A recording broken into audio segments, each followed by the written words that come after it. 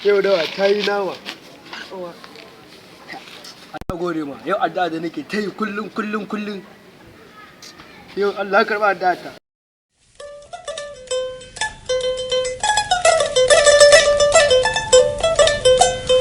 Amma mai akwai da babu duka dangantaka ku daidai.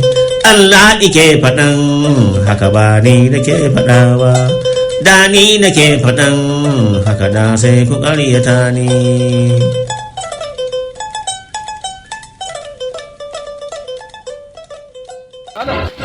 Allah baka ga wani abinci nan da ajiye ba. Abinci kuma?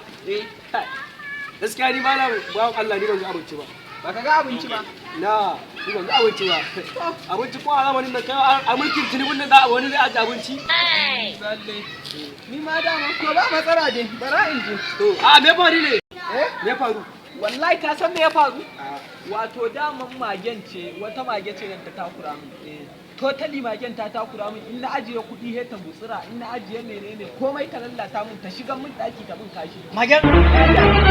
Oh no! Bara in yi maganin ta, na siyo maganin bera na zuba shinkafa, na sa a shinkafa na ajiye. To na san magen tana wucewa ta nan gurin, shi yasa na ce bara in zo in ajiye a nan gurin. Ko ita ce ta ci. A cikin abincin ka zama magani? A cikin abincin. Lafiya? Kai, Allah ga kai ka cinye.